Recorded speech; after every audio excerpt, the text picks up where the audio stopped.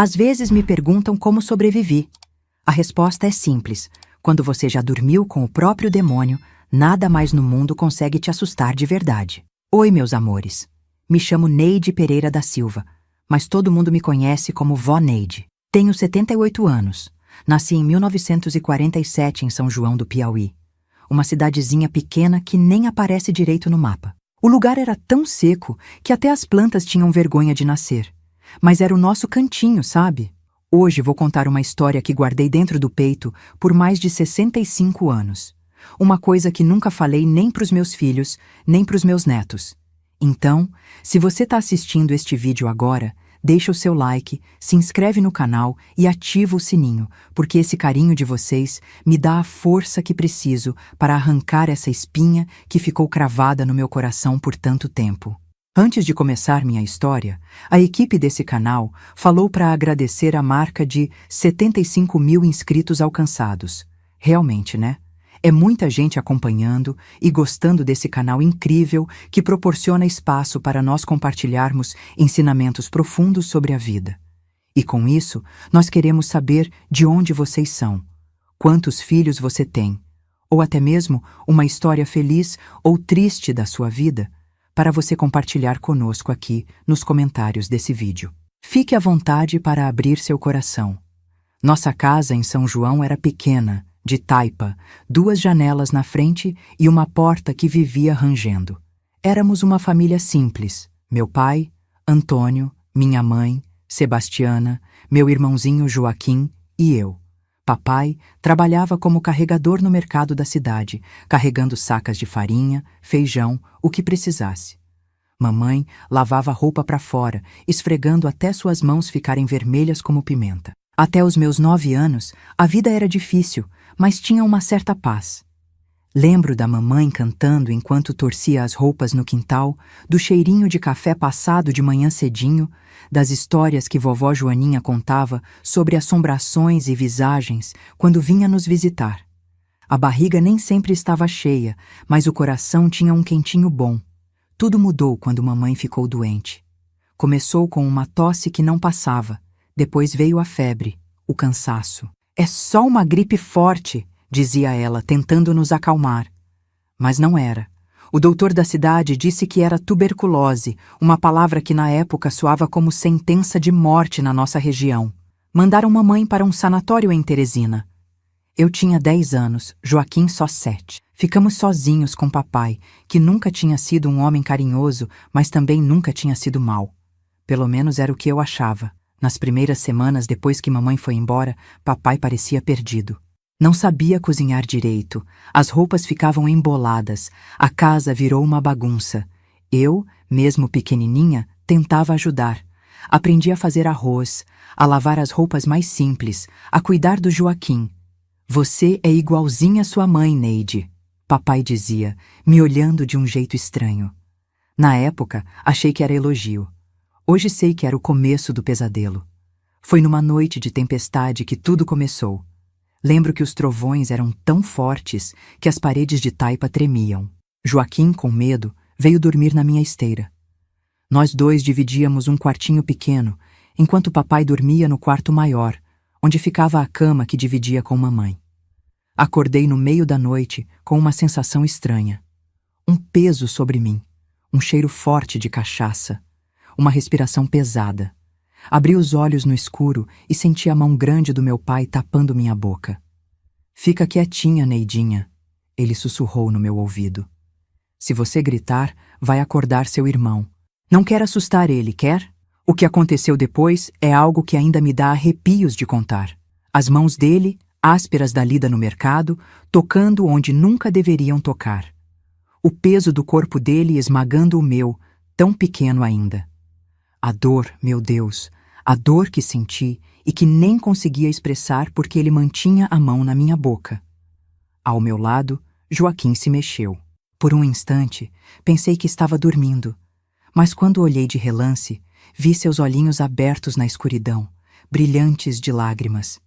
Ele estava acordado, estava vendo tudo, mas estava paralisado de medo, como eu. Quando acabou, papai se levantou, ajeitou a roupa e disse, como se estivesse falando do tempo: Isso fica só entre nós, Neidinha. Se você contar para alguém, principalmente para sua mãe quando ela voltar, ninguém vai acreditar. Vão dizer que você inventou tudo para chamar atenção. E aí, vou ter que mandar você para longe, para a casa da sua tia Zefa em Picos. Você nunca mais vai ver seu irmãozinho. É isso que você quer? Balancei a cabeça, engolindo o choro. Não, não queria ser separada do Joaquim. Ele era a única pessoa no mundo que me fazia sentir menos sozinha.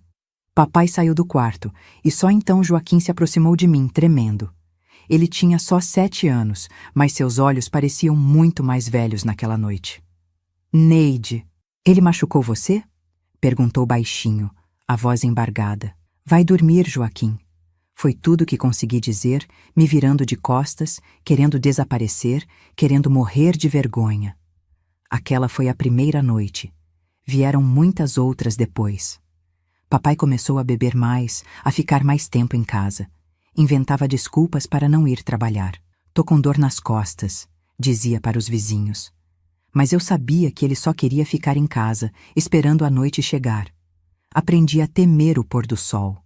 Enquanto as outras crianças da rua brincavam até tarde, eu inventava desculpas para entrar cedo. Tenho que fazer janta para o papai, dizia. Tenho que cuidar do Joaquim. Na verdade, estava tentando adiar o inevitável.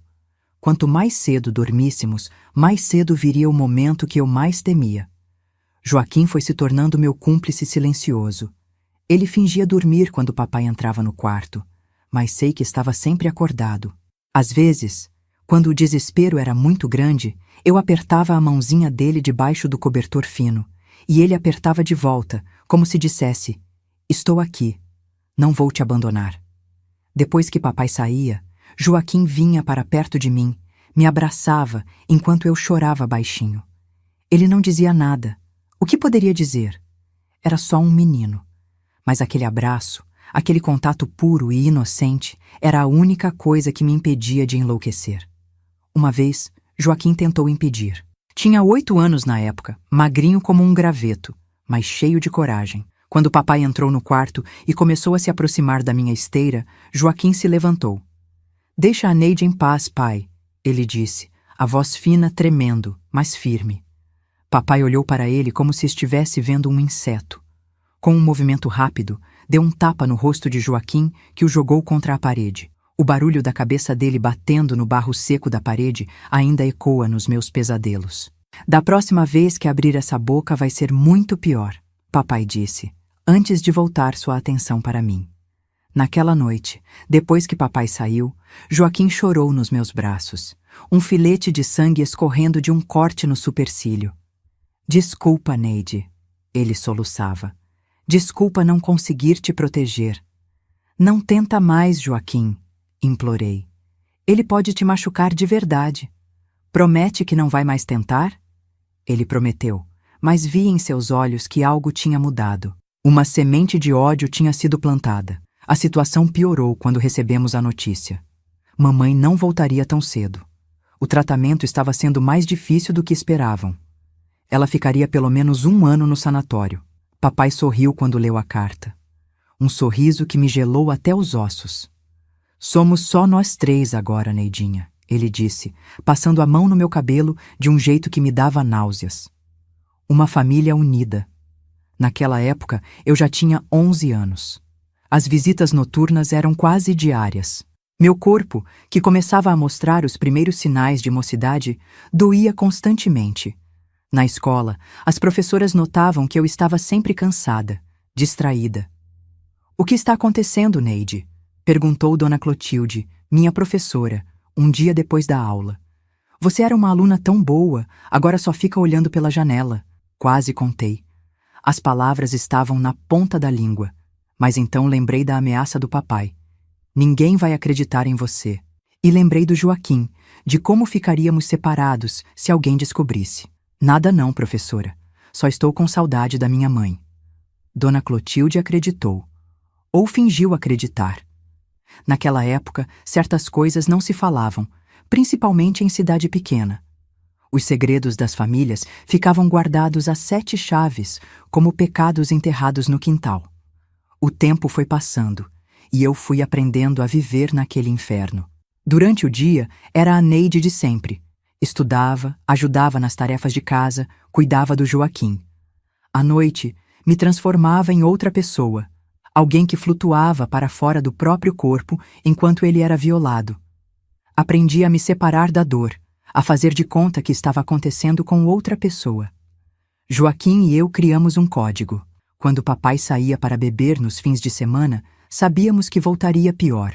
Então, antes de dormir, Joaquim dizia: "Vamos para a terra dos sonhos, Neide." Era nosso jeito de preparar um ao outro. Naquela noite, o monstro viria com mais força. Quando completei 12 anos, algo começou a mudar dentro de mim. O medo foi, aos poucos, dando lugar a uma raiva surda, constante, que queimava como brasa. Comecei a pensar em formas de fugir, de me livrar daquele tormento. Mas como? Para onde iria? E Joaquim? Nunca o abandonaria. Foi nessa época que o acaso, ou talvez Deus, para quem acredita, colocou Dona Zuleide na nossa vida.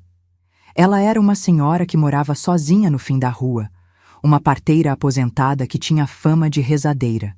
As pessoas diziam que ela conhecia ervas que curavam qualquer doença, que tirava quebranto, mal olhado, tudo quanto era coisa ruim. Um dia, Joaquim caiu brincando e cortou o joelho num caco de vidro. O corte foi fundo, sangrava muito. Papai não estava em casa, graças a Deus. E eu, desesperada, corri para a casa de Dona Zuleide. Ela recebeu a gente com uma calma que parecia aquecer a alma. Limpou o ferimento de Joaquim, fez um curativo com ervas que tiraram a dor quase na hora e nos deu um chá doce que sabia a canela e conforto. Enquanto cuidava de Joaquim, Dona Zuleide me olhava de um jeito diferente, como se pudesse ver através de mim, através das roupas largas que eu usava para esconder as marcas, através do sorriso falso que tinha aprendido a manter. "Menina", ela disse depois que Joaquim adormeceu no sofá velho dela, "tem coisa ruim acontecendo na sua casa, não tem?" Fiquei paralisada. Como ela sabia? Será que era feiticeira mesmo, como o povo dizia? Não, Dona Zuleide. Tá tudo bem", gaguejei, baixando os olhos. Ela pegou minhas mãos entre as dela. Mãos velhas, enrugadas, mas tão quentes e seguras. "Neide, olha para mim, conheço os sinais. Já vi muitas meninas com esse mesmo olhar que você tem. Olhar de quem carrega um peso grande demais para os ombros pequenos." Foi como se uma represa se rompesse dentro de mim. As lágrimas vieram, grossas, desesperadas. Não consegui falar. Só chorar. Chorar como nunca tinha permitido a mim mesma. Dona Zuleide me abraçou, me deixou chorar até não ter mais lágrimas. Então, com uma voz suave, mas firme, ela disse: "Não precisa me contar agora, mas saiba que tem ajuda neste mundo. Tem saída. Quando estiver pronta, venha me ver. Sozinha." Aquelas palavras plantaram uma sementinha de esperança no meu coração. Havia ajuda. Havia saída. Talvez, só talvez, o pesadelo pudesse ter um fim. O que eu não sabia é que o fim viria de uma forma que eu jamais poderia imaginar. E que meu irmãozinho, aquele que testemunhava tudo em silêncio, teria um papel muito maior do que eu esperava na nossa libertação. Meus queridos que me assistem, essa é só a primeira parte da minha história. É difícil falar, as lembranças ainda doem, mas como diz o ditado, palavra dita é flecha atirada. Agora que comecei, preciso ir até o fim. Agradeço de coração a cada um que está me acompanhando. Se essa história está tocando seu coração, compartilha com alguém que você acha que precisa ouvir. Às vezes, nossas dores ajudam a curar as dores dos outros. Joaquim tinha uma maneira toda especial de me consolar depois das noites ruins. Ele juntava florzinhas do mato, Maria sem vergonha, bem me quer, margaridas silvestres, e deixava em cima do meu travesseiro. Nunca falava nada, só colocava lá, como um recadinho silencioso. Ainda existe beleza nesse mundo, Neide. Meu irmãozinho completou 9 anos naquela época. Era um menino franzino, de olhos grandes e expressivos, que pareciam guardar mais sabedoria do que qualquer criança deveria ter. Enquanto os outros meninos da idade dele corriam pelas ruas de São João, jogando bola ou caçando passarinho, Joaquim preferia ficar perto de mim, como um guardião invisível. A gente quase não precisava de palavras. Desenvolvemos uma linguagem própria, feita de olhares, gestos pequenos, sinais que só nós dois entendíamos. Um puxão de orelha significava cuidado.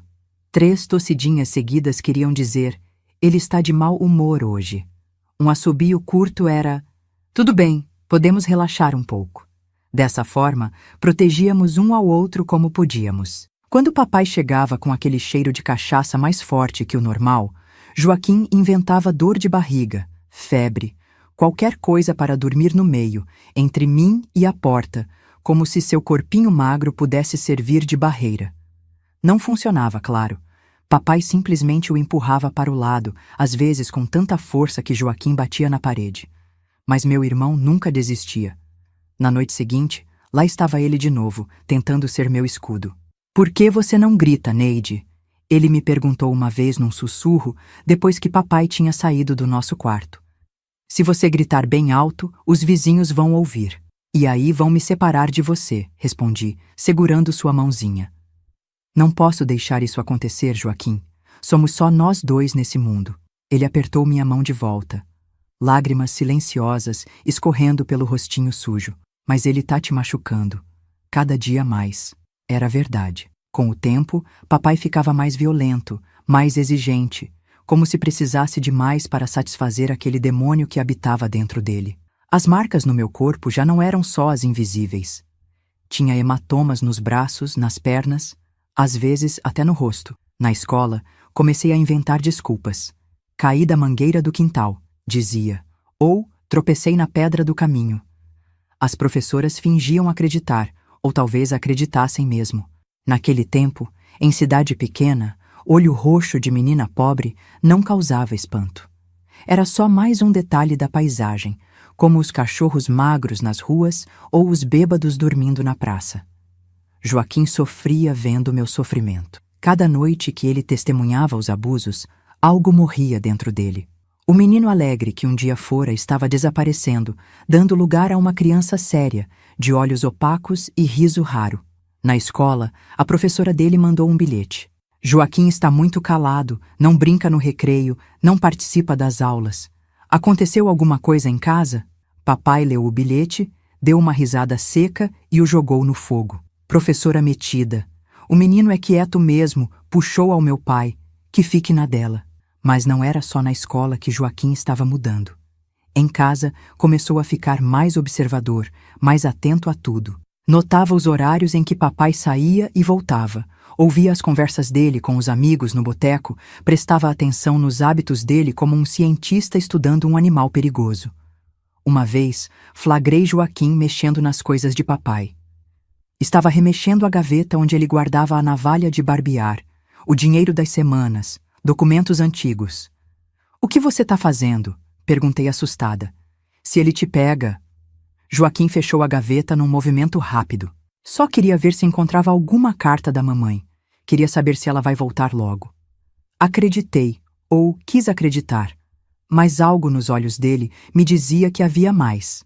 Uma determinação nova, um fogo pequeno mas constante, como brasa que se recusa a apagar.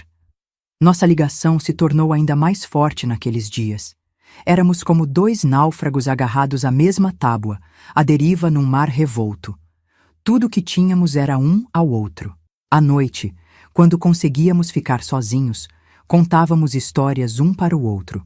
Histórias de lugares distantes, onde ninguém nos machucaria. Joaquim tinha uma imaginação incrível. Inventava cidades inteiras, com detalhes tão vivos que quase dava para sentir o cheiro, ouvir os sons. "Vamos fugir um dia, Neide", ele dizia, os olhos brilhando no escuro.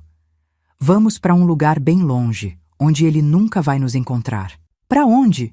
eu perguntava, entrando na fantasia, permitindo-me sonhar por alguns minutos. "Para o Rio de Janeiro, ou Salvador, ou até para o estrangeiro. Dizem que em Portugal todo mundo fala que nem a gente. Ia ser fácil se virar por lá." Eu sorria, afagando seus cabelos. "E como vamos chegar lá, espertinho?" "Vou trabalhar, juntar dinheiro. Quando eu ficar maior, forte que nem o Zé do armazém, vou te levar embora daqui. É uma promessa." A inocência daquele plano me partia o coração.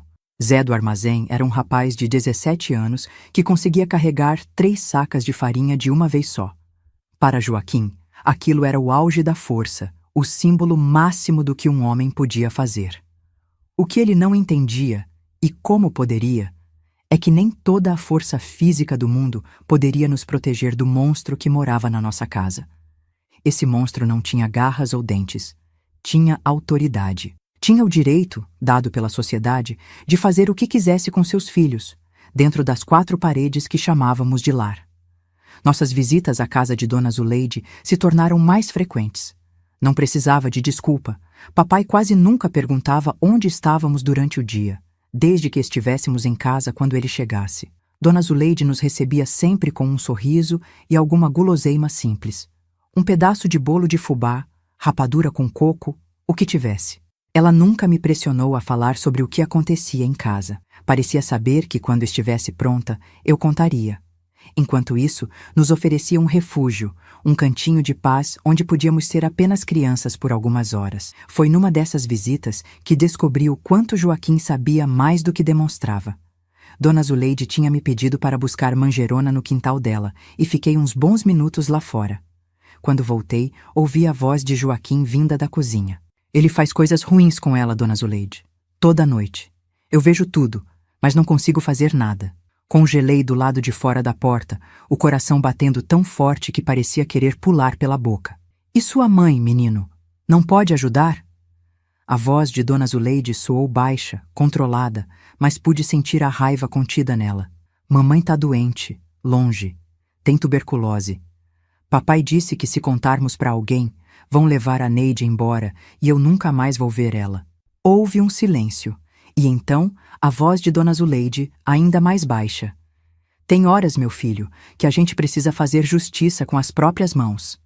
Esse mundo não foi feito para proteger meninas como sua irmã. Não consegui ouvir o que Joaquim respondeu, porque nesse momento um cachorro começou a latir no quintal, assustado com um gato. Entrei na cozinha como se não tivesse escutado nada, entregando as ervas para Dona Zuleide. Mas aquela conversa ficou martelando na minha cabeça. Fazer justiça com as próprias mãos. O que Dona Zuleide queria dizer com isso? E mais importante, o que Joaquim tinha entendido daquelas palavras? Os dias foram passando, e com eles veio o aniversário de 13 anos. Não houve comemoração, claro. Papai nem lembrou. Mas Joaquim tinha guardado um pedacinho de doce de goiaba que ganhou na escola e dividiu comigo, cantando parabéns para você, baixinho, só nós dois no quintal. 13 anos, ele disse, olhando para mim com seriedade. Agora você é uma moça, Neide. Sorri triste. Não me sentia uma moça. Me sentia velha por dentro, como se tivesse vivido 1000 anos de sofrimento. Meu corpo estava mudando, sim. Estava ficando mais parecida com mamãe, como o papai fazia questão de me lembrar nas noites mais terríveis. Mas por dentro, eu era só uma menina assustada, presa numa vida que não escolhi. Foi depois desse aniversário que as coisas começaram a piorar ainda mais. Papai começou a trazer amigos para casa, homens bêbados como ele, de olhares que me perseguiam pela casa como cobras espreitando um rato. Tá virando uma mulherzinha bonita, sua filha. Ouvi um deles comentar uma noite quando achavam que eu estava no quarto, igualzinha a Sebastiana quando era nova. A risada de papai soou como um rosnado. Pois é, a cara da mãe, mas mais obediente. O medo se transformou em terror absoluto. Se antes eu temia o que papai fazia, agora temia o que ele poderia permitir que outros fizessem. Comecei a trancar a porta do quarto à noite, empurrando a cômoda velha contra ela para reforçar. Funcionou por algumas noites. Papai batia, xingava, ameaçava, mas acabava desistindo, voltando para a sala para beber mais com seus amigos. Mas sabia que era apenas uma questão de tempo até ele derrubar aquela porta, ou encontrar outra maneira de chegar até mim. Joaquim, sempre atento, percebeu meu medo crescente. Uma noite, enquanto esperávamos o sono chegar, ou fingíamos esperar, já que o sono verdadeiro era um luxo que raramente tínhamos, ele segurou minha mão com força. Neide, nós precisamos fazer alguma coisa, sussurrou, tão baixo que quase não ouvi. Não pode continuar assim. O que podemos fazer, Joaquim? Somos só crianças. Ele ficou quieto por um longo momento, e quando falou de novo, sua voz tinha uma gravidade que nunca tinha ouvido antes. Dona Zuleide sabe de coisas. Coisas que podem ajudar. Que tipo de coisas? Perguntei, sentindo um arrepio subir pela espinha. Ervas, remédios, coisas que podem fazer uma pessoa dormir tão profundo que nem sente quando alguém mexe nas coisas dela. Ou coisas que podem fazer alguém não acordar mais. A última parte foi dita num sopro quase inaudível, mas o peso daquelas palavras encheu o quarto escuro. O que Joaquim estava sugerindo era tão assustador, tão definitivo, que meu primeiro instinto foi rejeitar completamente. Não, Joaquim. Isso é pecado, é crime, a gente não pode... É mais pecado o que ele faz com você toda noite. Joaquim interrompeu, a voz embargada. Deus não pode querer que você sofra assim. E se ele não faz nada para ajudar, a gente tem que se ajudar. A sabedoria crua naquelas palavras, vindas de um menino de apenas 9 anos, me deixou sem resposta. O que Joaquim estava propondo era impensável, terrível. E ainda assim, enquanto deitava ali no escuro, esperando o rangido da porta que anunciaria mais uma noite de horror, uma vozinha dentro de mim perguntava: e se fosse a única saída? Naquela noite, papai conseguiu arrebentar a fechadura da porta. A cômoda foi empurrada com tanta força que uma gaveta saltou, espalhando nossas poucas roupas pelo chão. O que se seguiu foi pior que todas as noites anteriores juntas. A raiva pela resistência, pela porta trancada, transformou papai numa besta feroz, sem nenhum resquício de humanidade. Quando finalmente acabou e ele saiu, deixando-me como um trapo jogado no chão, Joaquim se aproximou. Tinha ficado escondido embaixo da cama, tremendo, ouvindo tudo. Seu rostinho estava molhado de lágrimas, mas seus olhos tinham algo novo. Uma determinação fria, adulta, que não deveria existir em alguém tão jovem. Amanhã vamos falar com Dona Zuleide. Ele disse, não como uma sugestão, mas como uma decisão já tomada. Não pode acontecer de novo, Neide. Não vou deixar. Não tive forças para argumentar. Naquela noite, algo se quebrou dentro de mim. Não apenas meu corpo, mas minha resistência, minha esperança de que as coisas poderiam melhorar sem uma ação drástica. Olhei nos olhos do meu irmãozinho, aquela criança que tinha visto e ouvido coisas que nenhuma criança deveria testemunhar, e pela primeira vez concordei com um movimento de cabeça. Mal sabia que aquele gesto simples seria o início de um plano que mudaria nossas vidas para sempre. Um plano nascido do desespero de 2 crianças, alimentado pelo silêncio cúmplice de uma velha parteira, e que culminaria em algo que nem nos meus sonhos mais sombrios eu poderia imaginar. Na manhã seguinte, não consegui levantar da esteira. Cada pedacinho do meu corpo gritava de dor, como se tivesse sido pisoteada por uma manada de bois. Joaquim trouxe uma cuia com água, molhou um pano e passou de leve no meu rosto, limpando o sangue seco. Vou dizer pro papai que você tá doente, ele falou, arrumando o cobertor roto sobre mim. Que não pode ir para a escola hoje. Nem precisou. Papai saiu cedinho, sem nem olhar para dentro do nosso quarto. Talvez estivesse com vergonha do que tinha feito. Ou, mais provável, simplesmente não se importava. Fiquei deitada o dia inteiro, flutuando entre a consciência e um sono agitado cheio de pesadelos. Joaquim faltou à aula para ficar comigo. De tempos em tempos, ele saía e voltava com um pouco de água, uma banana madura que tinha pegado no pé do vizinho, um pedaço de rapadura que guardava embaixo da cama para emergências. Ao entardecer, quando o sol já começava a se pôr, deixando aquela luz alaranjada entrar pelas frestas da janela, consegui me sentar. Meus lábios estavam rachados, o olho esquerdo mal abria de tão inchado. Precisamos ir na Dona Zuleide, Joaquim insistiu, olhando nervoso pela janela. Antes que ele volte. Não posso sair assim, Joaquim. Todo mundo vai ver, vai saber. Vamos pelos fundos, pelo caminho da roça. Ninguém vai ver a gente. Era um caminho mais longo, por trás das casas, atravessando um pasto e uma plantação de mandioca abandonada. Seria quase impossível para mim, no estado em que estava, mas o desespero nos olhos de Joaquim era tão grande que não tive coragem de dizer não. Com uma dificuldade imensa, me vesti.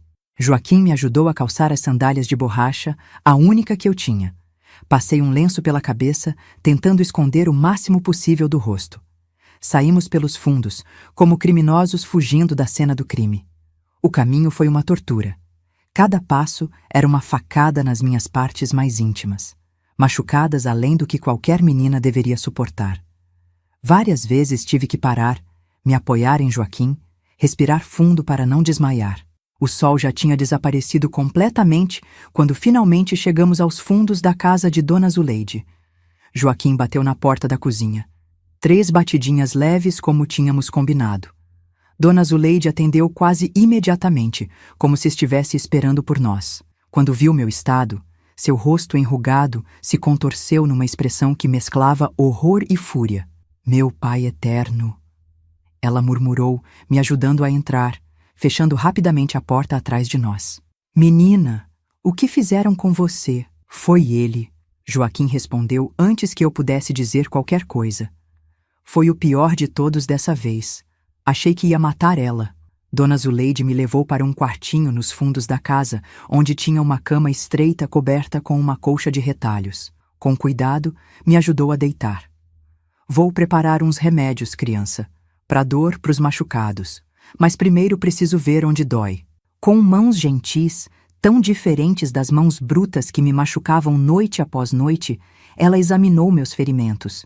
Não disse nada, mas vi lágrimas silenciosas escorrendo por suas bochechas enrugadas enquanto passava um bálsamo cheiroso nas minhas escoriações.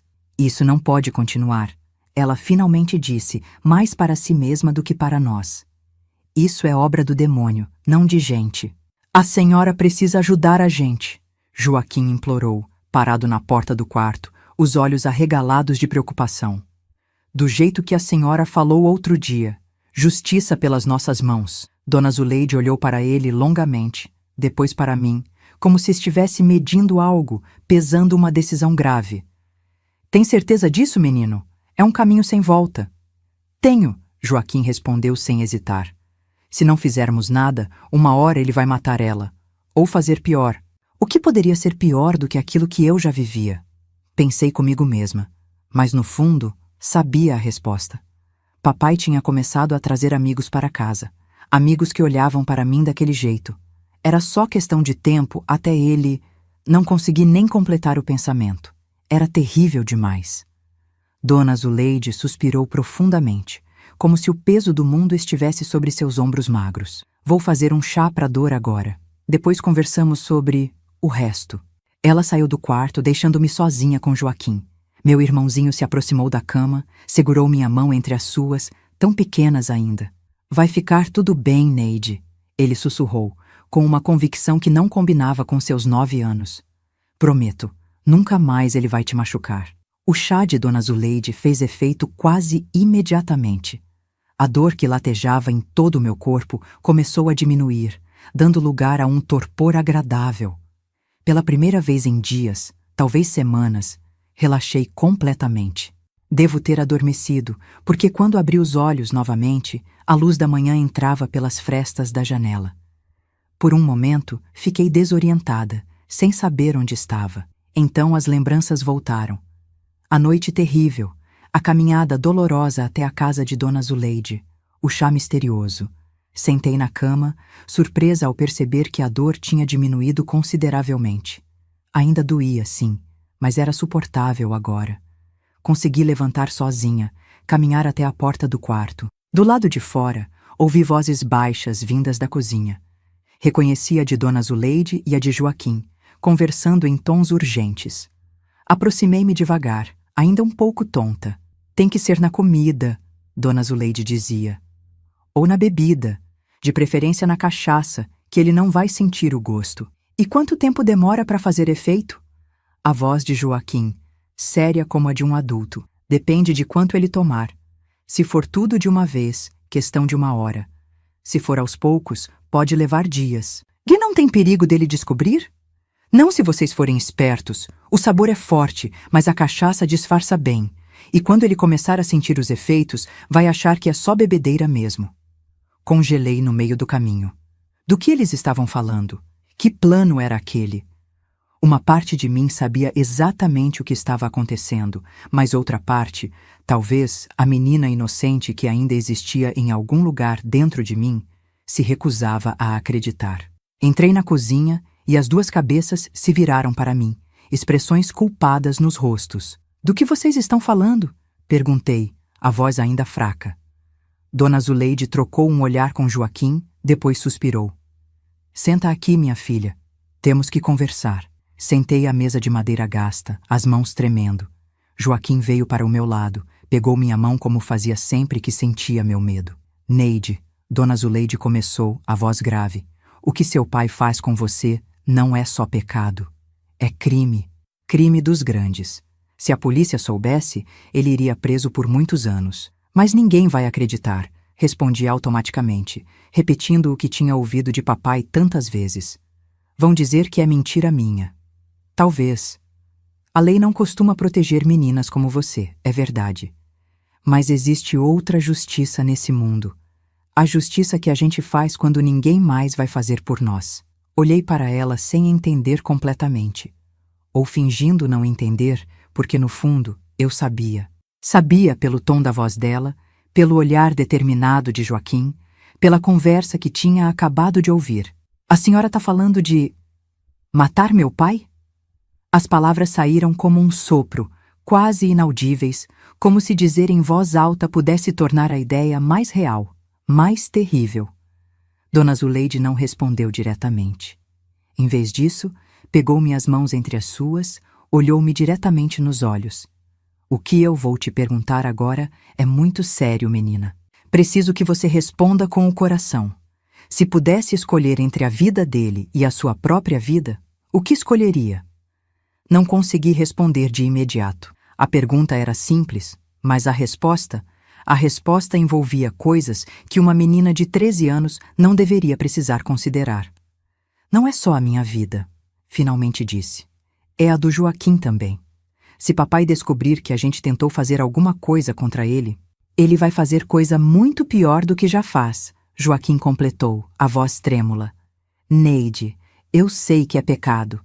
A professora na escola falou que matar é o pior pecado de todos, mas ele não é um pai de verdade, é um monstro, e a gente mata monstros nas histórias, não é?" A lógica infantil e ao mesmo tempo tão adulta de Joaquim me pegou desprevenida. Era verdade. Nas histórias que mamãe contava antes de adoecer, o dragão mau sempre morria no final. O gigante que ameaçava a aldeia sempre era derrotado. O bem sempre vencia o mal. Mas na vida real? Na vida real, meninas como eu sofriam em silêncio, e ninguém vinha salvá-las. Na vida real, o monstro não era uma criatura fantástica com escamas e garras, mas um homem comum, um pai que os vizinhos cumprimentavam na rua, que o padre abençoava na missa de domingo. "E se não der certo?" perguntei, a voz quase sumindo. "E se ele descobrir? E se..." "Vai dar certo", Dona Zuleide afirmou, com uma certeza que só os muito velhos ou os muito jovens possuem. "Tenho 80 anos, menina. Já ajudei muita gente nessa vida. Algumas de maneiras que o padre não aprovaria, é verdade. Mas Deus julga pelo coração, não pelas aparências. E no meu coração sei que estou fazendo o certo." Olhei para ela, para Joaquim, para minhas próprias mãos machucadas. Pensei nas noites de terror, no medo constante, na dor que parecia não ter fim. Pensei em mamãe, longe no sanatório, sem saber o que acontecia com seus filhos. Pensei no futuro. Haveria algum se continuássemos assim? "O que a gente precisa fazer?" perguntei finalmente, sentindo como se estivesse me jogando de um precipício. O alívio no rosto de Joaquim foi imediato, como se um peso imenso tivesse saído de seus ombros. Dona Zuleide apertou minhas mãos com força, seus olhos brilhando com uma mistura de tristeza e determinação. "Primeiro, você precisa se recuperar, ficar forte de novo. Vai levar alguns dias, e nesse tempo, seu irmão vai voltar para casa, para não levantar suspeitas." "Não quero deixar a Neide sozinha", Joaquim protestou. "Precisa, menino. Se ficarem os dois sumidos, seu pai vai desconfiar, vai procurar, vai fazer perguntas pela vizinhança. Melhor você voltar, dizer que sua irmã foi visitar uma amiga em outra cidade, que recebeu um recado da sua mãe pedindo para ela ir. Joaquim não parecia convencido, mas acabou concordando. Combinamos que ele diria a papai que eu tinha ido visitar uma prima em Picos, que voltaria em alguns dias. Era uma mentira frágil, mas conhecendo o papai, ele não se importaria muito. Talvez até ficasse aliviado por não ter que me ver por um tempo, depois do que tinha feito. Nos 3 dias que passei na casa de Dona Zuleide, recuperei não só as forças físicas, mas também um pouco da esperança. Pela primeira vez em anos, dormi sem medo. Comi sem o estômago embrulhado de pavor. Respirei sem sentir que cada fôlego poderia ser o último. Dona Zuleide cuidou de mim como uma avó cuida de uma neta doente. Fez comidas fortalecedoras, caldo de galinha caipira, angu com quiabo, feijão com maxixe e me obrigou a comer tudo, mesmo quando não tinha apetite. Me deu banhos de ervas para curar as feridas do corpo e conversou longamente comigo sobre coisas que nunca tinha ouvido antes. Sobre o direito de uma mulher ao próprio corpo. Sobre como o que papai fazia era crime em qualquer lugar do mundo. Sobre como eu merecia uma vida sem medo. Tem mais gente como você do que imagina, minha filha, ela me disse uma noite, enquanto trançava meu cabelo. Mulheres, meninas, que sofrem caladas. Umas conseguem fugir. Outras ficam presas até o fim da vida. Ou até acontecer uma desgraça maior. A senhora já ajudou outras. Como eu? Perguntei timidamente. Ela ficou em silêncio por um momento, as mãos parando no meio da trança. Já, minha filha. Mais do que gostaria. E algumas. Algumas escolheram o mesmo caminho que você e seu irmão estão escolhendo agora. Não perguntei mais. Não precisava saber detalhes. Bastava saber que não éramos os primeiros a enfrentar aquele tipo de horror, nem os primeiros a tomar medidas desesperadas para escapar. Na manhã do 4º dia, Joaquim apareceu cedinho. Estava mais magro, com olheiras profundas, mas havia uma excitação nervosa em seus movimentos. Ele acreditou? Perguntei, enquanto comíamos o mingau de milho que Dona Zuleide tinha preparado. Acreditou. Nem fez muitas perguntas. Só quis saber quando você volta. Troquei um olhar com Dona Zuleide. A pergunta de papai não era por preocupação, sabíamos bem. Era por outra coisa, algo que fez meu sangue gelar, mesmo estando longe dele. E o que você respondeu? Dona Zuleide perguntou a Joaquim.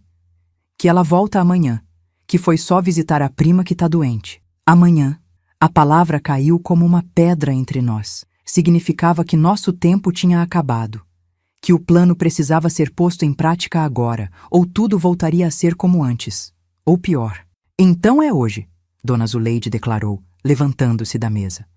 Foi até um armário velho no canto da cozinha, abriu uma gaveta de baixo e tirou um embrulho de pano. Colocou-o na mesa, entre nós. Isso aqui é tingui capeta, misturado com outras ervas que só eu conheço. Não tem gosto, não tem cheiro, quando misturado com cachaça. Mas é mortal. Olhei para o embrulho como se fosse uma cobra pronta para dar o bote.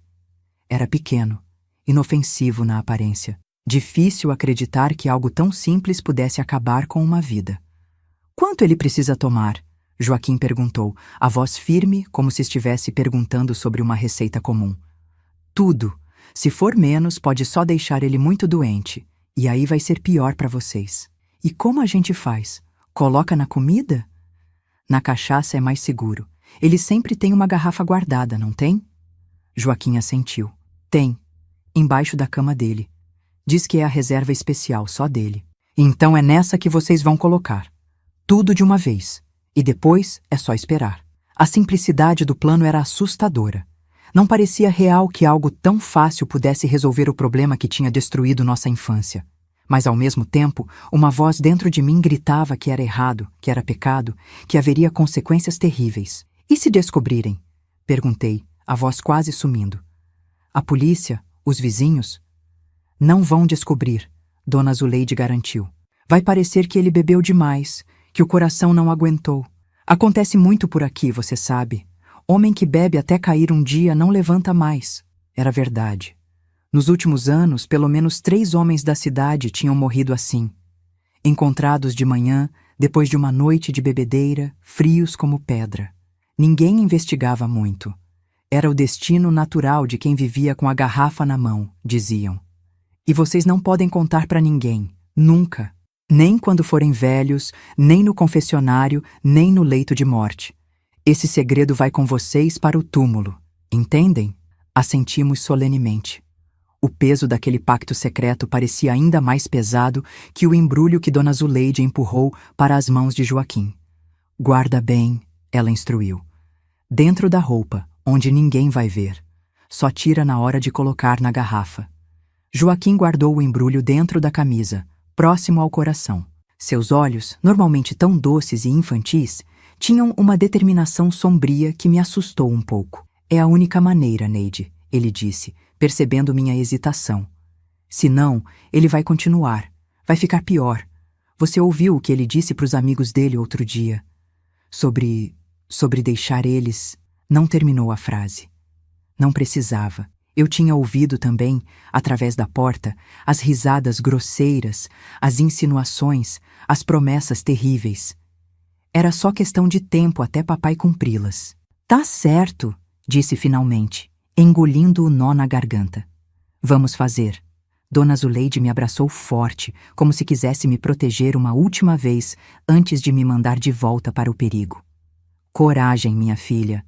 Às vezes, só existe um caminho para a liberdade, e não é o mais fácil. Saímos da casa dela quando o sol já estava alto. O caminho de volta para casa parecia mais longo do que nunca, cada passo nos aproximando não apenas do nosso lar, mas de um ponto sem retorno em nossas vidas. Enquanto caminhávamos lado a lado, Joaquim pegou minha mão como fazia tantas vezes para me confortar. Mas dessa vez, foi ele quem apertou com força, como se precisasse da minha força, não o contrário. Vai dar tudo certo, sussurrei, tentando convencer a mim mesma tanto quanto a ele. Amanhã vamos estar livres. Livres. A palavra soava estranha, quase incompreensível. Como seria a liberdade? Como seria dormir sem medo, acordar sem terror, viver sem aquela sombra constante sobre nós? Eu não sabia, mas estava disposta a descobrir, mesmo que o preço fosse carregar para sempre o peso do que estávamos prestes a fazer. O que não sabíamos, enquanto caminhávamos de volta para casa naquela tarde quente de 1960, era que o destino tinha outros planos para nós. Planos que não envolviam veneno, nem morte premeditada, mas que seriam igualmente definitivos. Quando chegamos em casa, o silêncio nos recebeu como um mau presságio. Não havia sinal de papai, o que era estranho àquela hora da tarde. Normalmente ele estaria dormindo, recuperando-se da bebedeira da noite anterior, ou sentado na porta, enrolando um cigarro de palha com aqueles dedos grossos que me causavam tanto pavor. Onde será que ele tá? Joaquim sussurrou, olhando ao redor como se papai pudesse pular de algum canto escuro a qualquer momento. Entramos devagar, pisando nas pontas dos pés, como dois pequenos ladrões invadindo o território inimigo.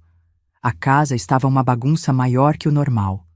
Pratos sujos empilhados na pia da cozinha, garrafas vazias pelo chão, roupas espalhadas.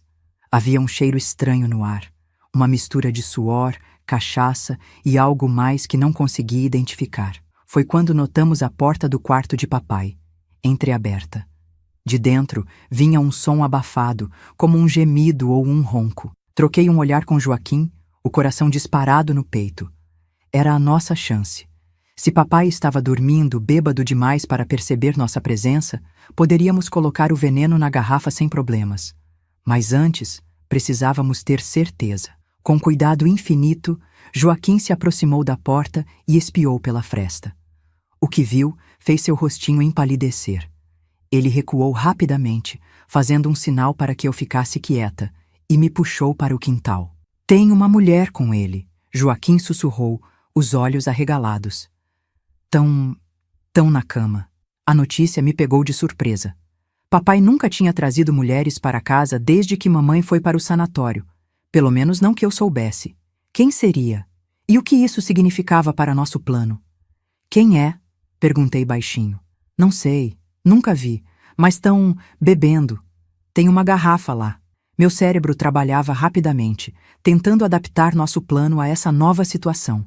Se papai tinha companhia, seria mais difícil colocar o veneno na bebida sem sermos notados. Por outro lado, se estavam bebendo, talvez ficassem inconscientes logo, e então teríamos nossa chance. Vamos esperar, decidi. Ficar aqui fora até eles dormirem ou a mulher ir embora. Fomos para o fundo do quintal, onde uma velha mangueira oferecia sombra e um esconderijo razoável. Dali podíamos ver a casa sem sermos vistos. Sentamos na terra batida, encostados no tronco da árvore, e esperamos. O sol começou a se pôr, pintando o céu de tons alaranjados. A fome apertava, mas não ousávamos entrar para pegar comida.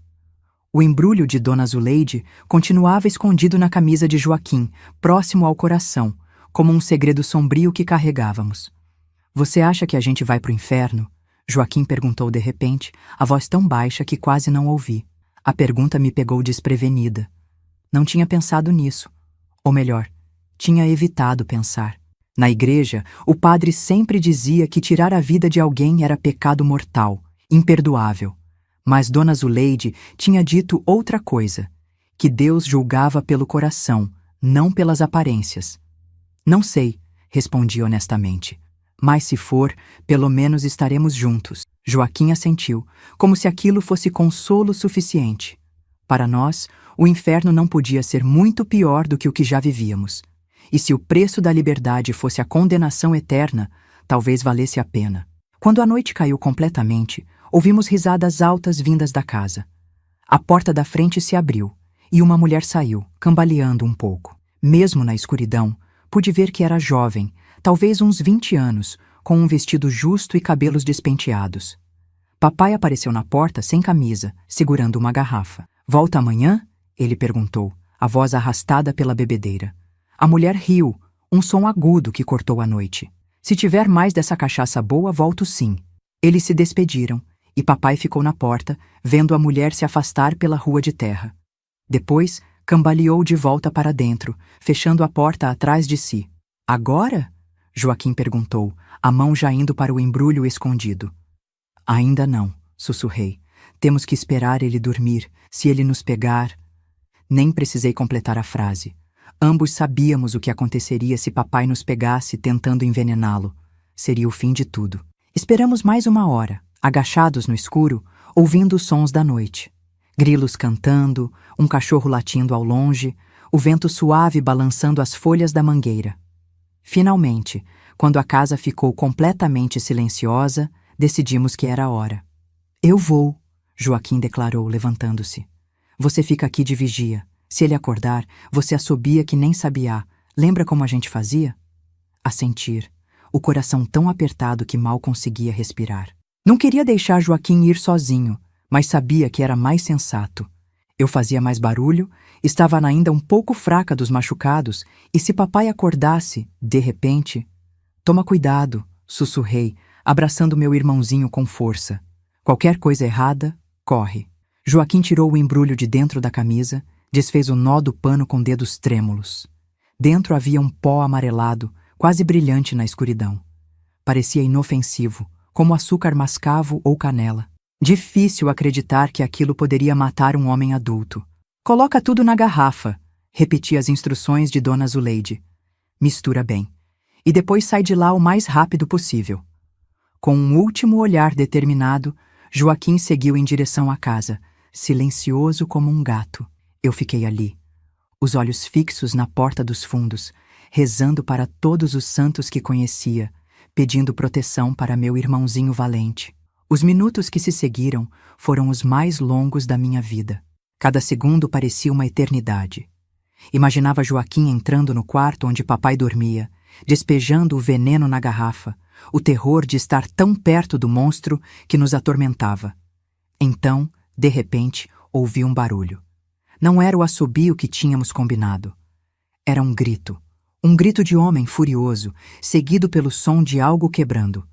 Sem pensar, corri para a casa. Quando cheguei à porta dos fundos, ouvi a voz de papai, alta e embriagada. "O que você tá fazendo, moleque? Mexendo nas minhas coisas?" Entrei correndo, o coração na garganta. Na sala mal iluminada por uma lamparina, vi a cena que me assombraria por décadas.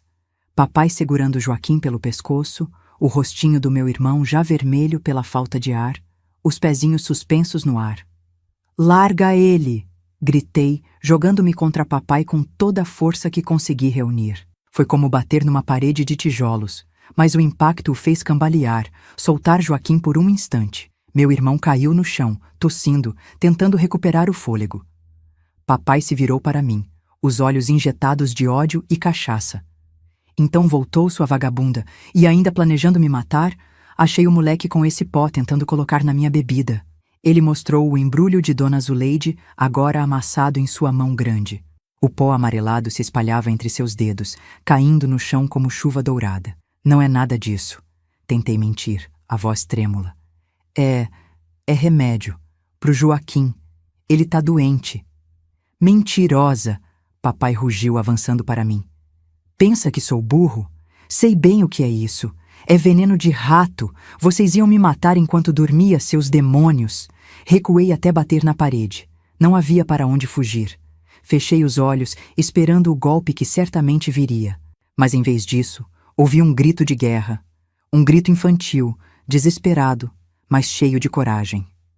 Abri os olhos a tempo de ver Joaquim correndo em direção a papai, segurando algo nas mãos. No último instante, reconheci o objeto. A velha faca de caça que papai guardava em cima do armário, aquela que usava para limpar peixes quando ainda íamos pescar, nos tempos em que mamãe estava em casa e tudo parecia normal. "Deixa minha irmã em paz!" Joaquim gritou, enterrando a faca na perna de papai com toda a força que seu corpinho magro conseguiu reunir. O som que saiu da garganta de papai não era humano. Era um rugido de dor e fúria, como de um animal ferido. Ele se virou, esquecendo-se de mim, concentrando toda a sua raiva em Joaquim. "Você vai morrer, moleque!" Ele rosnou, arrancando a faca da própria perna, sangue escorrendo e manchando o chão de terra batida. "Vou acabar com você agora." O que aconteceu a seguir foi como um pesadelo em câmera lenta. Papai avançou para Joaquim, que estava paralisado de medo. Eu me joguei entre eles, tentando proteger meu irmão. Houve um empurrão, um desequilíbrio e então a faca. Não sei exatamente como aconteceu. Se papai tropeçou em seu próprio sangue, se Joaquim tentou se defender, se eu empurrei na hora certa. Só sei que num instante papai estava de pé, ameaçador. No outro, estava no chão, a faca enterrada em seu peito, os olhos arregalados de surpresa. "Neide", ele murmurou, meu nome saindo como uma bolha de sangue entre seus lábios. E então, nada mais. Ficamos paralisados, Joaquim e eu, olhando para o corpo de nosso pai, caído no chão da sala como um boneco de pano descartado.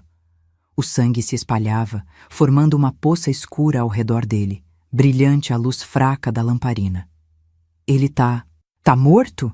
Joaquim perguntou, a voz quase inaudível. Me ajoelhei ao lado do corpo, tremendo tanto que mal conseguia me mover. Coloquei a mão no pescoço de papai, procurando uma pulsação, como tinha visto Dona Zuleide fazer uma vez quando o velho Sebastião desmaiou na feira. Nada. Apenas a pele ainda quente, mas já começando a esfriar, e a completa ausência de movimento. "Tá", respondi, me afastando como se o corpo pudesse me atacar a qualquer momento. "Ele tá morto." A realidade da situação caiu sobre nós como uma tempestade. Tínhamos planejado matar nosso pai, sim, mas com veneno, durante o sono. Uma morte que pareceria natural, que não levantaria suspeitas. Agora tínhamos um corpo ensanguentado no meio da sala, uma faca. Evidências claras de luta. "O que a gente faz?" Joaquim perguntou, olhando para mim com aqueles olhos enormes, cheios de medo e confiança ao mesmo tempo. Naquele momento, precisei crescer. Não havia mais tempo para ser criança, para ter medo, para hesitar. Éramos só nós dois agora, e precisávamos agir rápido. "Precisamos limpar tudo", decidi, o cérebro trabalhando freneticamente. "E depois temos que fazer parecer um acidente, ou que alguém invadiu a casa." Passamos as horas seguintes num transe de terror e eficiência. Limpamos o sangue do chão o melhor que pudemos. Viramos a casa de cabeça para baixo como se houvesse ocorrido um assalto. Pegamos o pouco dinheiro que papai guardava numa lata de biscoitos para reforçar a ideia de roubo. A faca limpamos e jogamos no rio que passava nos fundos da cidade. As roupas manchadas de sangue queimamos no quintal, numa pequena fogueira que fizemos com gravetos secos. Quando o sol começou a nascer, olhamos ao redor. A casa parecia ter sido revirada. O corpo de papai estava estendido no chão da sala, a garrafa de cachaça quebrada ao lado, como se tivesse caído de sua mão. A história que criamos foi simples. Tínhamos dormido no quarto dos fundos, ouvimos barulhos e, quando acordamos, encontramos papai assim. Alguém devia ter invadido a casa durante a noite, procurando dinheiro ou coisas para roubar. Agora a gente chora, instruí Joaquim, segurando suas mãozinhas trêmulas. Chora bem alto para a vizinha Dona Josefa ouvir e vir ver o que aconteceu. Não foi difícil chorar. As lágrimas vieram naturalmente, não de tristeza pela morte de papai, mas de medo, de alívio, de culpa, de 1000 emoções misturadas que não conseguíamos nomear. Choramos abraçados, nossos soluços ecoando na casa silenciosa, enquanto o sol nascia no horizonte, marcando o primeiro dia do resto de nossas vidas. Dona Josefa apareceu pouco depois, atraída pelos gritos. Atrás dela, outros vizinhos. Logo, a casa estava cheia de gente, exclamações de horror, perguntas que respondíamos entre soluços, mantendo nossa história simples, consistente. Eu ouvi um barulho, tia Josefa. Joaquim contava, lágrimas escorrendo pelo rostinho pálido. Aí, quando vim ver, papai estava assim no chão. Tinha gente correndo lá fora, eu vi pela janela. Alguém foi chamar a polícia, que naquela cidadezinha consistia em 2 homens mal-humorados com revólveres enferrujados. Eles fizeram algumas perguntas básicas, olharam ao redor e rapidamente chegaram à conclusão que esperávamos: assalto que deu errado. O ladrão provavelmente não esperava encontrar alguém em casa. Houve luta e papai acabou esfaqueado. Uma pena, um dos policiais comentou, sem parecer realmente sentir pena. Mas essas coisas acontecem. Vocês têm algum parente que possa ficar com vocês? Nossa mãe, respondi prontamente. Ela está no sanatório em Teresina. Mas temos a Dona Zuleide, que é como uma avó pra gente. Foi assim que, no mesmo dia em que enterramos nosso pai num caixão simples no pequeno cemitério de São João do Piauí, fomos morar com Dona Zuleide. Ela não fez perguntas. Seus olhos, quando nos recebeu na porta de sua casa, diziam que sabia mais do que qualquer um suspeitava, mas que levaria nosso segredo para o túmulo. À noite, quando finalmente ficamos sozinhos no quartinho dos fundos que ela preparou para nós, Joaquim se aproximou da minha cama. A gente fez a coisa certa, Neide? Ele perguntou, a voz trêmula na escuridão. Puxei-o para perto de mim, abraçando-o como tinha feito tantas vezes quando ele era menor, quando precisava de consolo após testemunhar os horrores que aconteciam em nosso quarto. Não sei se foi certa, Joaquim, respondi honestamente. Mas foi necessária. E agora estamos livres. Livres. A palavra tinha um gosto estranho na boca, como uma fruta que nunca tínhamos provado antes. Doce, mas com um amargor no fundo, um lembrete do preço que pagamos por ela. Nos dias que se seguiram, a vida começou a tomar um novo rumo. Dona Zuleide escreveu para o sanatório informando sobre a morte de papai e perguntando se mamãe podia voltar para cuidar de nós. A resposta veio 2 semanas depois.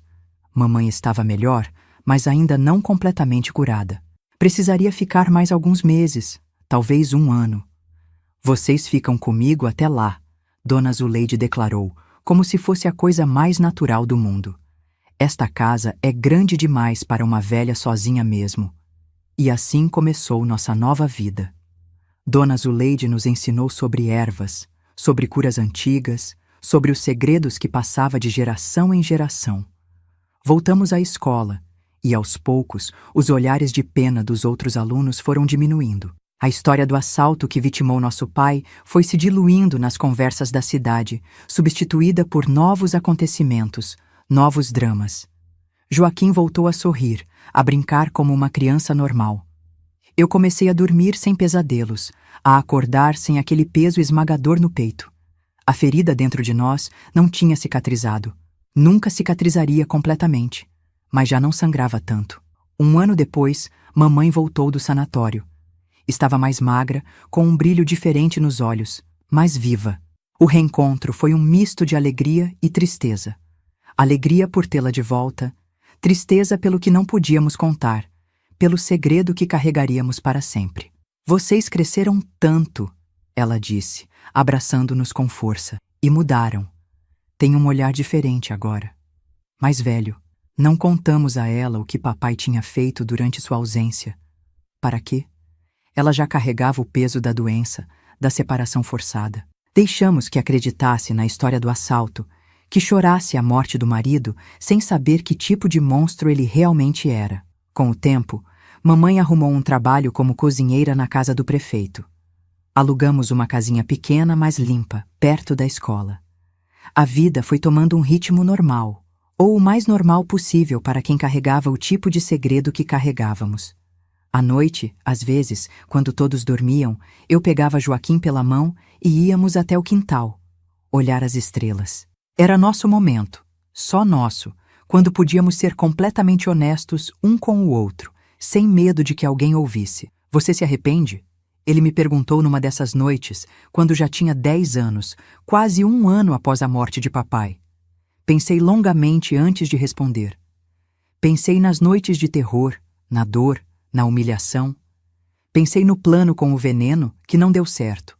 Pensei na faca, no sangue, no corpo caído no chão. Pensei na liberdade que conquistamos, no preço que pagamos por ela. Não, respondi finalmente, com uma honestidade que só podia ter com ele. Não me arrependo. Ele ia acabar nos matando, mais cedo ou mais tarde, ou pior. Foi ele ou nós, Joaquim. E eu escolheria nós 1000 vezes. Meu irmãozinho assentiu, como se fosse exatamente a resposta que esperava. Ficamos ali, em silêncio, olhando as estrelas, 2 crianças que tiveram que crescer rápido demais, que tiveram que fazer escolhas que nenhuma criança deveria ter que fazer. Mas estávamos vivos, estávamos juntos. E de alguma forma estranha e torta, estávamos livres. O futuro era incerto, cheio de perguntas sem respostas. Será que um dia a verdade viria à tona? Será que alguém suspeitaria? Será que o peso do que fizemos nos esmagaria com o tempo? Não sabíamos. Só sabíamos que naquele momento, sob o céu estrelado do sertão piauiense, tínhamos um ao outro. E por enquanto, isso era suficiente. Aquilo que chamamos de destino é uma coisa engraçada, meus amores. Às vezes ele dá voltas tão grandes que a gente se perde no caminho. Mas no final, parece que tudo tinha que ser exatamente como foi. Mesmo as coisas mais terríveis têm um propósito que só entendemos muito tempo depois. 5 anos se passaram depois daquela noite. Eu já tinha 18 anos, uma moça feita, como diziam por lá. Joaquim estava com 14, crescendo rápido, já quase da minha altura.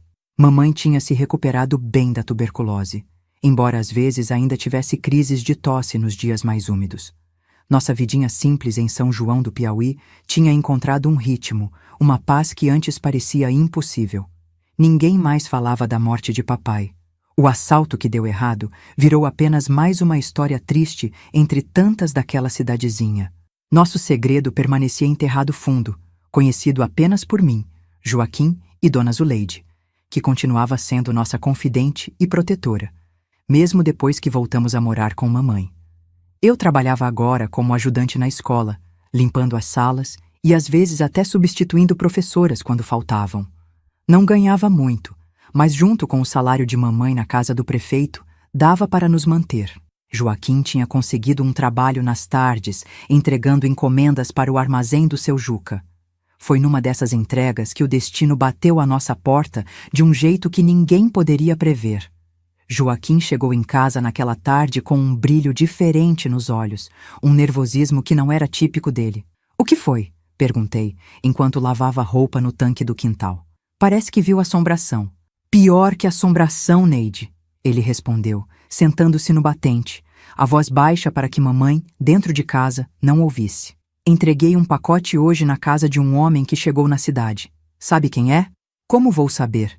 Nem conheço o sujeito. É um investigador, da capital.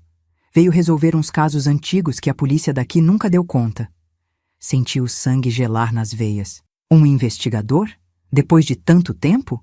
Mas por quê? Quem teria interesse em desenterrar histórias antigas numa cidadezinha esquecida como a nossa? E que casos são esses? Perguntei, tentando manter a voz firme, as mãos continuando a esfregar o sabão nas roupas, como se nada tivesse acontecido. Não sei direito. Ele não falou muito, mas ouvi ele perguntar ao seu Juca sobre mortes estranhas nos últimos anos, inclusive a do papai. O sabão escorregou das minhas mãos, caindo na água com um barulhinho abafado. Por um instante, foi como se o tempo tivesse voltado. O medo, aquele velho companheiro que eu achava ter deixado para trás, subiu pela minha espinha como uma cobra venenosa. Deve ser rotina, tentei dizer, mais para me acalmar do que por realmente acreditar. Esses homens da capital sempre querem mostrar serviço quando vêm para o interior. Vai ver que nem sabe direito o que está procurando. Mas a expressão de Joaquim me dizia que ele não estava convencido. E no fundo, eu também não estava. Naquela noite, não consegui dormir. Rolava na cama, o pensamento fixo naquele investigador desconhecido. E se ele descobrisse? E se alguém da vizinhança tivesse visto algo naquela noite? Algo que nunca contou até agora? E se as suspeitas dele o levassem até nós? Na manhã seguinte, decidi que precisava ver por mim mesma quem era esse homem. Me arrumei com cuidado, coloquei o vestido azul claro que mamãe tinha costurado para os domingos, prendi o cabelo com uma fita e fui ao armazém do seu Juca, com a desculpa de comprar farinha. O armazém estava cheio, como sempre nas manhãs. Mulheres comprando para o almoço, homens discutindo a colheita, crianças tentando convencer as mães a comprar um doce. Seu Juca estava atrás do balcão, pesando feijão numa balança antiga. Bom dia, seu Juca, cumprimentei, tentando parecer casual. Vim buscar 1 quilo de farinha para mamãe. Bom dia, Neidinha, ele respondeu, sorrindo. Todos na cidade me chamavam assim, mesmo eu já sendo adulta. Sua mãe tá melhor da tosse? Tá sim, graças a Deus. O xarope da dona Zuleide ajudou bastante. Enquanto ele media a farinha, tentei sondar discretamente. Joaquim me contou que tem gente nova na cidade. Um homem da capital? Seu Juca levantou os olhos, interessado no meu interesse. Tem sim. Delegado Augusto, lá de Teresina. Veio resolver uns casos antigos, parece. Homem sério, de poucas palavras. Que tipo de casos? Perguntei, fingindo uma curiosidade casual. Ah, essas mortes mal explicadas que aconteceram por aqui. Diz ele que tem um padrão, que pode ser obra da mesma pessoa. Mas eu acho que é só falta do que fazer. Interior é assim mesmo, morte é morte. Nem tudo precisa de explicação complicada. Meu coração acelerou. Padrão? Mesma pessoa? Isso significava que a morte de papai não era o único caso que ele investigava. Isso era bom ou ruim? Não sabia dizer. E onde ele está hospedado? Perguntei, tentando não parecer ansiosa. Na pensão da dona Clotilde, ali na praça. Mas se eu fosse você, ficava longe. Moça bonita como você não precisa se meter com esse tipo de gente. Esses homens da capital acham que podem tudo só porque usam um distintivo. Paguei pela farinha e saí, a mente a mil. A pensão da dona Clotilde ficava do outro lado da praça, a poucos minutos dali. Antes que pudesse pensar melhor, meus pés já me levavam naquela direção. A pensão era um sobrado antigo, de paredes amareladas pelo tempo, com uma varanda onde sempre havia umas 3 ou 4 cadeiras de balanço. Dona Clotilde, uma senhora gorda e falante, estava na porta varrendo a calçada. Bom dia, dona Clotilde, cumprimentei, tentando parecer casual. Tá animada hoje, hein? Ah, Neidinha, bom dia, minha filha. É que temos visita importante na cidade, um delegado de Teresina. Imagina só, um homem tão importante hospedado na minha pensão. É mesmo? E o que traz ele por essas bandas? Dizem que é para investigar umas mortes antigas, inclusive a do seu pai, que Deus o tenha. Uma pena aquilo, morrer daquele jeito, assaltado na própria casa. O estômago deu uma volta completa. Então era verdade. Ele estava investigando a morte de papai. Tive que me segurar na parede para não mostrar o tremor que tomou conta do meu corpo.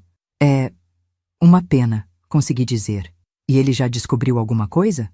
Ah, isso eu não sei. Ele é muito reservado, sabe? Sai cedo, volta tarde. Mas tenho certeza que vai pegar quem fez aquilo com seu pai. Justiça tarda, mas não falha, como dizem. Naquele momento, a porta da pensão se abriu e um homem saiu. Era alto, de ombros largos, cabelos grisalhos nas têmporas, rosto marcado pelo sol. Usava calças bem passadas e uma camisa branca de mangas compridas, apesar do calor. Seus olhos, de um castanho profundo, se fixaram em mim com uma intensidade que me fez gelar. "Ah, delegado Augusto!" Dona Clotilde exclamou, toda animada. "Deixa eu apresentar. Esta é Neidinha, filha do Antônio que foi morto naquele assalto há 5 anos. Lembra que eu comentei?" O homem me observou por um longo momento, como se estivesse gravando cada detalhe do meu rosto. Então estendeu a mão num gesto formal. "Prazer, senhorita. Augusto Mendes, delegado da Polícia Civil de Teresina." Apertei sua mão, sentindo-a áspera e forte contra a minha. "O prazer é meu, delegado. Neide Pereira da Silva." "Interessante encontrá-la, senhorita Neide. Justamente hoje eu pretendia procurá-la para algumas perguntas sobre a morte do seu pai."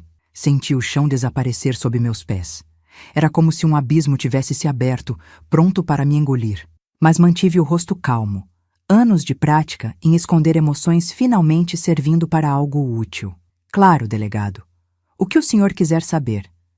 Mas foi há tanto tempo.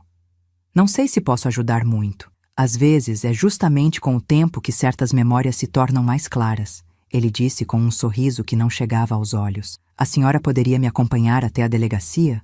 Será apenas uma conversa informal."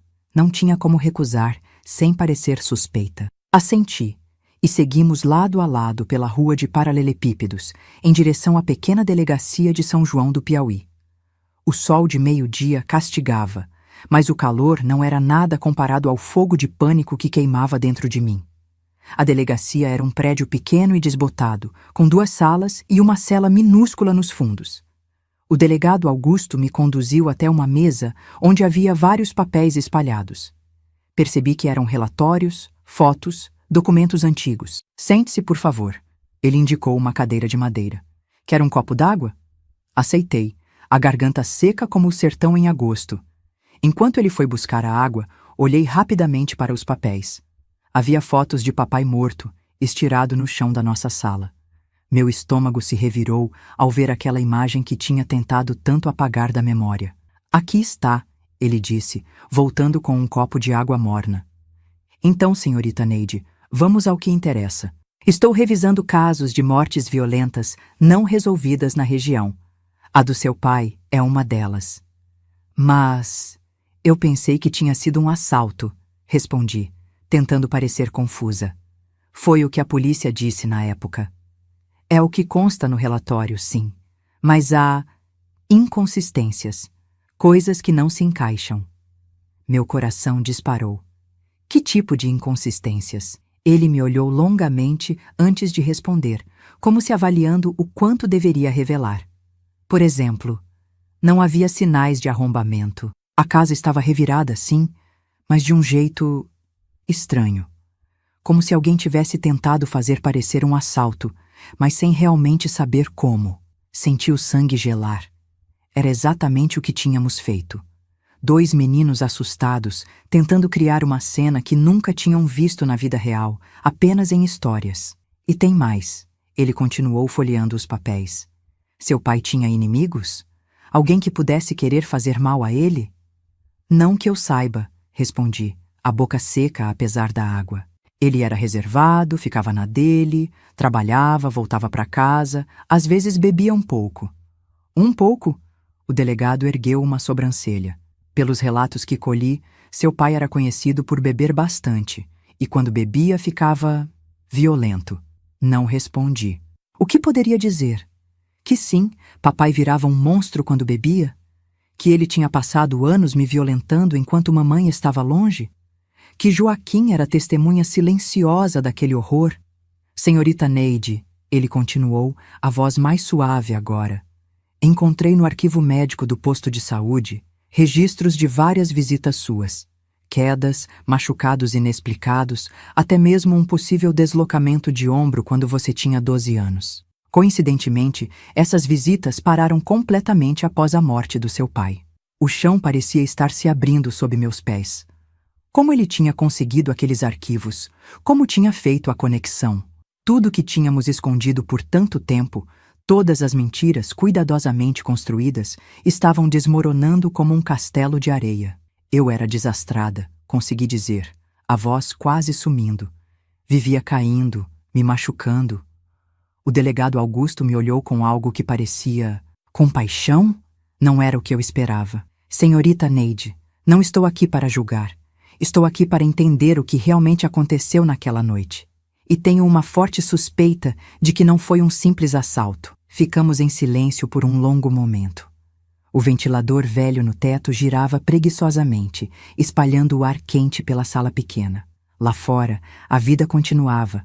Vozes de vendedores ambulantes, o barulho de uma carroça passando, galinhas cacarejando em algum quintal próximo. Por que isso importa agora? Finalmente perguntei. Passaram-se 5 anos. Seja lá o que aconteceu, já aconteceu.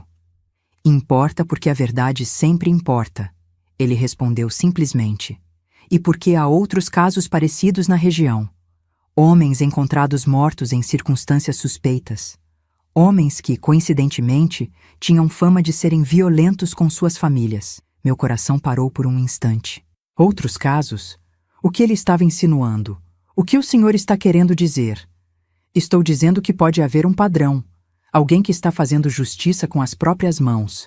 Alguém que está eliminando homens que abusam de suas famílias. Dona Zuleide. As palavras dela ecoaram na minha mente. Já ajudei muita gente nessa vida. Algumas de maneiras que o padre não aprovaria. Seria possível? Seria Dona Zuleide essa pessoa que o delegado procurava? Isso parece coisa de história, delegado.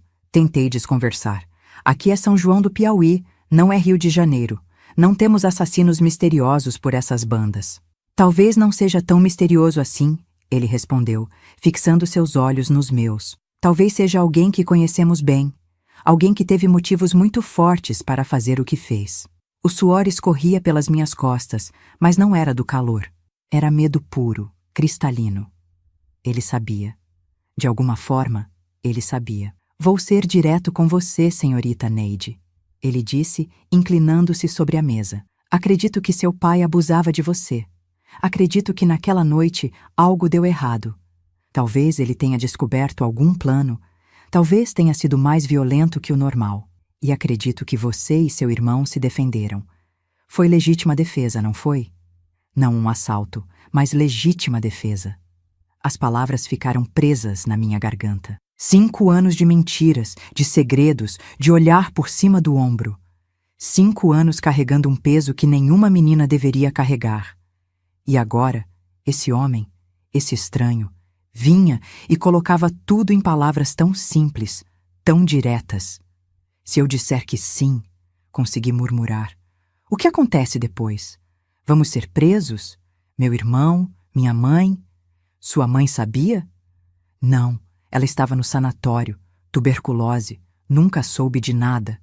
O delegado Augusto se recostou na cadeira pensativo. Sabe por que estou investigando esses casos, senhorita Neide?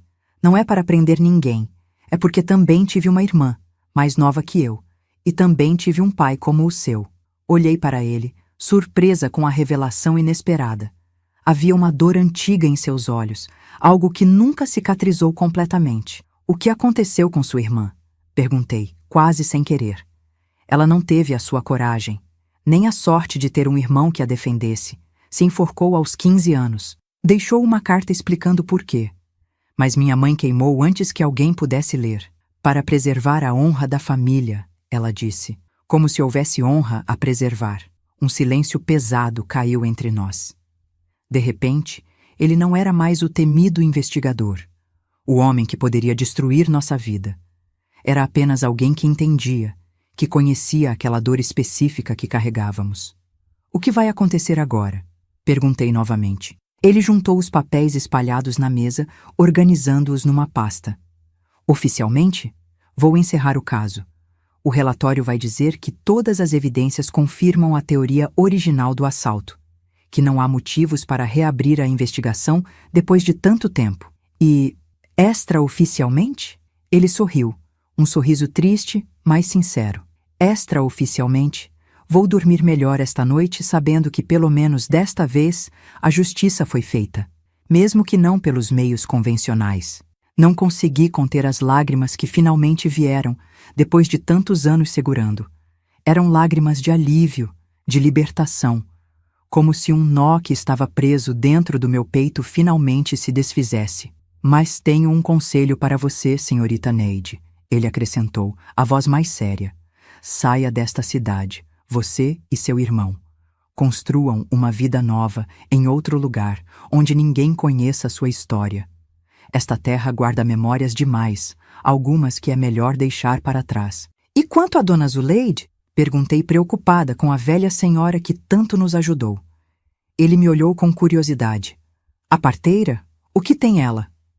Nada, respondi rapidamente, percebendo que ele não suspeitava do envolvimento dela. Ela foi como uma avó para nós, só isso. Então despeça-se dela, agradeça pelo que fez e siga em frente. Naquela tarde, ao sair da delegacia, senti como se estivesse andando sobre nuvens. Uma leveza que nunca tinha experimentado antes tomou conta de mim. O segredo que pesava toneladas estava agora compartilhado, e por algum milagre tinha encontrado compreensão em vez de condenação. Contei tudo a Joaquim quando voltei para casa. A princípio, ele ficou aterrorizado, certo de que seríamos presos. Mas quando expliquei a conversa completa, a história do delegado, sua promessa de encerrar o caso, meu irmão chorou como não chorava desde criança. Acabou, Neide? Ele perguntou, enxugando as lágrimas. Realmente acabou? Acho que sim, Joaquim. Mas o delegado tem razão. Precisamos sair daqui. Começar de novo em outro lugar. Na semana seguinte, contamos à mamãe que queríamos tentar a vida na capital. Teresina não era uma cidade grande como São Paulo ou Rio, mas para nós, criados no interior, parecia um mundo de possibilidades. Mamãe ficou triste, mas entendeu. Sempre soube que não ficaríamos em São João para sempre. Vou sentir tanta falta de vocês, ela disse, preparando uma trouxa com nossas poucas roupas. Mas entendo que precisam seguir o destino de vocês. Só promete que vão escrever? E visitar quando puderem? Prometemos, sabendo que cumpriríamos. Mamãe não tinha culpa de nada e merecia ter seus filhos por perto, mesmo que não fisicamente. Nossa última visita foi à casa de Dona Zuleide. A velha senhora nos recebeu com seu habitual chá de ervas, sentada na cadeira de balanço na varanda. Então estão partindo, ela disse, não como uma pergunta, mas como uma constatação. Está na hora mesmo. Como a senhora sabe? Joaquim perguntou surpreso. Ela sorriu, aquele sorriso misterioso que sempre tinha. Velhas como eu sabem das coisas, menino. O vento traz as notícias, as plantas sussurram segredos. Nos despedimos com lágrimas e promessas de escrever. Quando já estávamos saindo, Dona Zuleide me chamou de volta. Neide, minha filha, lembra do que te disse anos atrás? Que às vezes a justiça precisa ser feita pelas nossas próprias mãos? Assenti, sem conseguir falar. Nem sempre é como planejamos. Às vezes o destino tem seus próprios caminhos. Mas no final, o que importa é que vocês estão livres. E vão continuar livres. Ela pegou minha mão entre as suas, enrugadas e quentes. E saiba que não foram os primeiros, nem serão os últimos a encontrar a liberdade desse jeito. Enquanto houver monstros disfarçados de pais, maridos, irmãos, haverá quem precise se defender. Olhei nos olhos dela, compreendendo finalmente o alcance do que dizia. Dona Zuleide não tinha sido apenas nossa confidente, nossa cúmplice. Ela era uma guardiã silenciosa de muitas outras meninas como eu, mulheres presas em situações impossíveis, sem saída pela lei ou pela sociedade. Agora vá, ela disse finalmente, soltando minha mão. Construa uma vida bonita, seja feliz. É a melhor vingança contra o mal que tentou te destruir. Em uma manhã ensolarada de 1965,